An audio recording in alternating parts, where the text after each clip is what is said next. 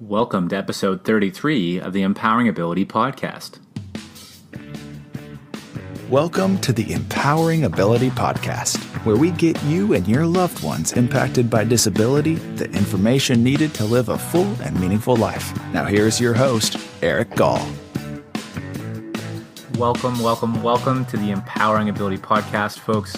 Today we're going to jump right into it. Our guest is Toni Smit, and Toni hails from Geel Belgium. And you might have heard me talk about Geel previously on the podcast when I had Jackie Goldstein, actually out of the United States, but she's a researcher and did a lot of research on community care, specifically looking at the community care system in Geel Belgium. And Toni brings in her real life experience on what it's like to be a foster family.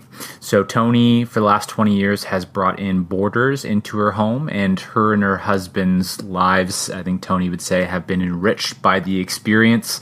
And Toni comes on the podcast today to share a little bit more about how the system works, the family foster care system works in Geel Belgium, and to share her experience. So I think you're really going to enjoy this show. If you want to learn more about Geel Belgium, you can listen to episode 19 with Jackie Goldstein on community care.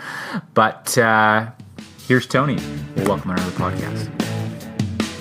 Hey, Toni. Welcome to the Empowering Ability Podcast. Thank you. Hi, Eric. It's nice to see you, and I hope to share some information about the OPZ and the foster family care in Geel with you. Yeah, so excited for you to share that and to learn more about it, Toni. So Toni, you and your husband are a foster family. Maybe you could explain a little bit about the OPZ system in Geel Belgium and a little bit about foster families, just so our audience has an understanding of kind of how the system's set up and how it works. Okay.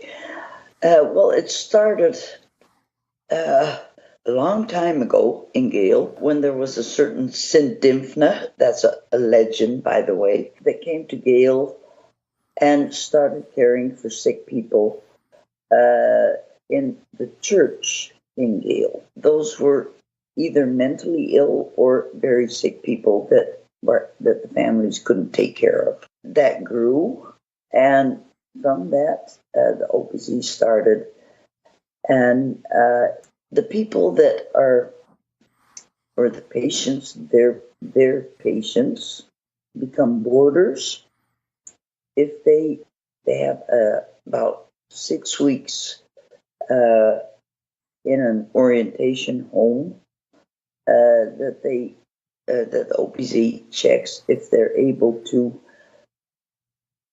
function in a regular family as much as possible. Of course, there are always problems, but if they don't steal or whatever, and the checks for about 6 weeks. If they pass the test there, if they can do simple chores, can get along with pets or whatever, the OPZ tries to find a foster family for them. We're asked if they find a boarder for the families. We're asked beforehand if we'd like to talk to these people, and they get a few days, kind of a test run, see if they're suitable for the family, because it's something you don't do that for just a day or a week. You try to receive these patients into your home as you would your own son or daughter, and the idea is to keep them, and for many, many, many years, not just to say, okay, 6 weeks, and say, okay, that's been enough. It's the idea to give these people a home, a real home, and you can't do that in 6 weeks. that takes a while. And we've been very lucky. We call them boarders because they're not patients to us, they're boarders. Not even boarders, really. They're my stepsons, because we've always had men. They're my stepsons. And we try to integrate them completely into the family. They're part of the family. They're part of the neighborhood here. There's no difference between my own son and a patient from the OPZ that's a boarder for us. We've had a few patients, and they've stayed as long as possible. Luke is staying with us now. He's been with us for 14 and a half years now. And according to him, he'll stay the rest of his life. Yeah, that's awesome. So, just Toni, I just wanted to mention to the listeners that if you haven't heard the podcast that I recorded with Jackie Goldstein, she explains more about the legend of Saint Dymphna in Geel and the history behind it over the last 700 years in the foster family care system. So I'll link to that in the show notes if folks are interested to listen more to that. And I'm curious, Toni, for you and your husband, why did you become a foster family? Why? I think because I myself have always been a foster parent. Since I got married, sorry to say the first time, let's see, that's 50 years ago. Sorry to say, but it's 50 years ago. Yeah. And we had a boarder, and that was a young student that lived with us.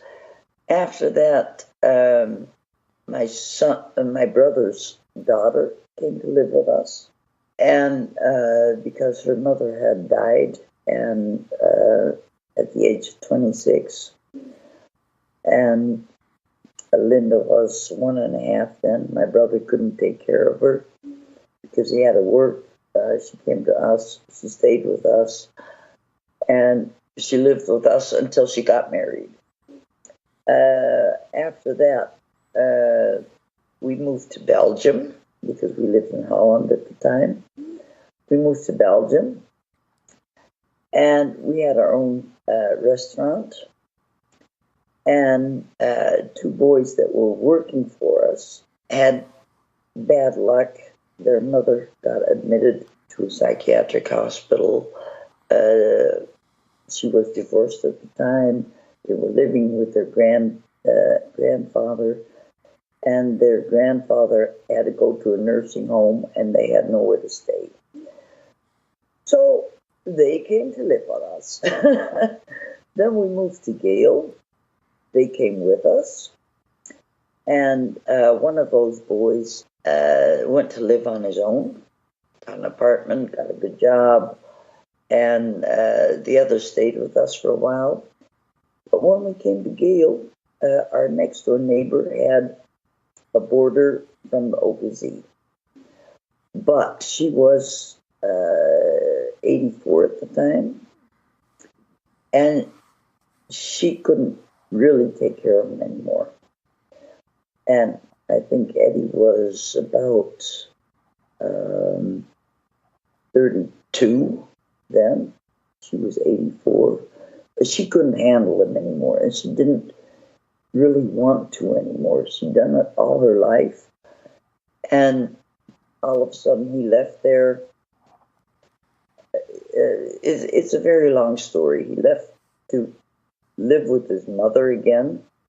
That was close by Geel. But his mother spent all his money, sold all his things, sold all his clothes. He didn't have anything anymore And when he didn't have anything anymore, his mother said, Eddie, out. And Eddie didn't have anywhere to go anymore. And my husband had said then, when he lived next door to us, Eddie, if the next door neighbor dies or whatever, you can come live with us. And he'd never forgotten that. And so he called us and he said to Toni, my mother kicked me out of the house. I've got nowhere to go. Can you please pick me up? Can I come live with you? But it's not that simple as he had thought it was, because he had left the OPZ. And but we did pick him up that evening. That was about 10:30 in the evening. We picked him up and we said, okay, come home with us and go to sleep first, and we'll talk about it tomorrow morning. And then we contacted the OPZ and told them that Eddie had contacted us. And at first they said, well, Eddie's not a patient of ours anymore. But we said, what are we supposed to do? And that's our really first contact with the first boarder we had from the OPZ. But they accepted him back at the OPZ. He became one of our boarders because we had known Eddie for about 7 years. So he wasn't a stranger to us. And after that, he did stay for about 7 years until he met someone and was in love, wanted to move, wanted to live together, and he'd love to come back and live with us. But we've got another boarder now, so that's tough luck. But he'd love to come back, live with us. And really, I'd love to have him back because it was a great guy, really. That's how we came in contact with the OPZ, really. Plus, that when we moved to Geel, all of our neighbors had boarders from the OPZ living with them at that time. There were about 3,000 boarders in foster families at that moment. I think there are about 300 now, sorry to say, after 15 years. No longer, 20 years, I think, because we've been living here for nearly 15 years. Lucas with us 14 and a half, but Eddie was with us 7 years before, so a little more than 20 years ago. I'm sorry to say that the foster families for the OPZ are getting less. Yeah. Sorry. Why do you think that is? The modern way of life. The man and the woman have to work now. When we started, there were a lot of older people having boarders that were either pensioned or had a farm. The woman was at home, had never worked. The farmer needed help on the farm, and they had boarders. But nowadays, in modern times, the men and the women have to work to be able to afford a home and a car and whatever. So there's no one home. If you have a boarder at the OPZ, there's always got to be someone at home to take care of these people. You can't just leave them at home and go out to work. That's impossible. And I think that's the biggest problem. Right. That makes... Go ahead. A lot of sense, yeah. And because that's been going on for several years here, the younger couples they either don't know about the OPC anymore. If they do know about it, they're not interested because they're both working. They start thinking about it once either the husband or the wife becomes without work or whatever. Then they start thinking about that as a solution. But for me, that they think it's a financial solution, but that's something we've never ever thought about. We want to help these people, and it has nothing to do with finances, because believe me, you don't earn a penny taking care of these people. You get it. Of course, you get some money to take care of them, but that is just enough. Is not even enough for the cost that you have. Right. Right. But, so just to, it sounds like it was really a cultural thing that happened in Geel that started from the legend of Saint Dymphna, and as you mentioned, it got up to about 3,000 boarders, and because of it used to be a lot more. Okay. Now, I'm just talking about 20 years ago. Right. But 50 years ago, I think there were about 8,000. Oh wow. And And that's shifted because of the way that we live our lives today. Yeah. And Right. as you mentioned, there is some funding that's provided to help provide care for these individuals. Yeah. And that's a reason that some people do it. Maybe that's not the right reason, but I'm curious, for you and your husband, Toni, what are the benefits that you get today or you've received over the years of having a boarder live in your home? Love. Seeing these people grow. They're able to do a lot more than they were used to. They're very loving. It's just a lot of fun to do. It gives me someone to take care of, someone to talk to. My husband loves joking with our boarders. He's crazy about them, and we've always got someone in the home, not only to help, but to help give us a cozy home. My boys, they're married, they're gone, but now we've still got someone here to take care of, and that loves being taken care of, and it gives us a lot of joy and happiness. By the way, another reason that there are less boarders in families, it's not only because of the modern way of life with a man and wife working, but also there's more care possibilities. Either living on their own with someone that checks in on them every time. There are so many different possibilities. But the foster family plan, as it was and is getting less because of that. Yeah. Yeah, so there's a lot of really good reasons that you provided why people should think about becoming a foster family.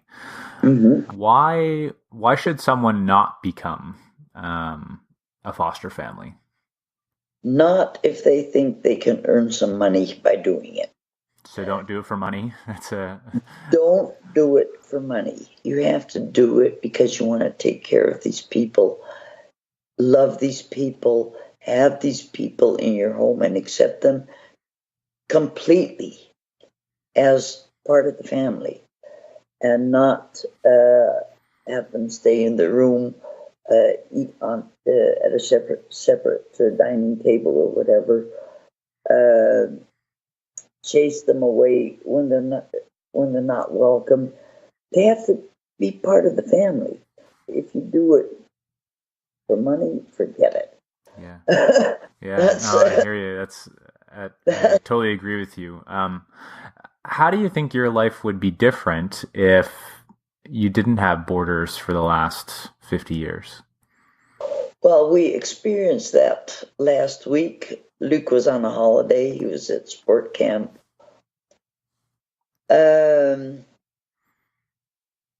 It was quiet, peaceful. We had a lot more privacy, for one thing, that week. But I'm glad he's back because you miss something. It was nice to have a week off, if I'm going to say it that way. But I was glad he was back. Have someone to wake up in the morning, someone to complain to, something, someone that helps me with small chores if I can't reach things or whatever. But there is a difference. Luke is always at home. He chose for that, and we did. But most of the boarders that come from the OPZ, they're at the OPZ in the daytime from the morning, about 8:30 in the morning until 3:30 in the afternoon. So the people that do work part-time or whatever, they can do their job, and that's not really a problem because those people are always gone. I think Luke is one of the few that are always at home. He couldn't adjust at the OPZ. They give him either they let them work in the garden or woodworking or in the bicycle shop or handicrafts or whatever. Luke couldn't adjust there because they were always pushing him to do things.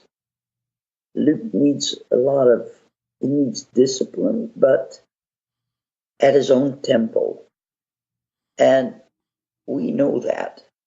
But they didn't realize that there, I think. It was always, Luke, come on, hurry up. Come on, it's got to be done. And he hated that. And when I retired, he asked if he could come stay at home all day. So he's been part of our family for every day from morning till evening, or from morning till morning. Yeah. For so many years. And it's not really a problem. But he's a type that, if necessary, I can go out and do some shopping, and he can stay at home by himself for a little while, not too long. He can't make his own food or whatever. He can't stay away all day. But if I have to do a little shopping or so, it's no problem because he's always busy in the yard here. Mm-hmm. We've got an awful large garden, and he loves working in it at his own tempo, and it's just fine. Yeah, so Luke finds his own way to contribute, and it sounds like the compassion and love and companionship that Luke brings into your life and your husband's life outweigh the reduced privacy or maybe the additional busyness that it adds into your household, Toni. And yeah, that's right. Yeah, and I'm curious, over the years, what are some of the things that you've personally learned from your boarders, or maybe even ways that you've personally grown from your boarders? I think understanding. We've learned to understand how these people think, what they want, what they expect. And we've learned to understand how to cope with that. I think that's very important. You can't just Thank you. We're having a boarder. Welcome to our home. But we'll live our life as the way we always did. That's impossible. You both got to adjust. We had to adjust to Luke. He had to adjust to us. Now I'm just talking about Luke, but the former boarders was really the same. You've both got to adjust. You've got to be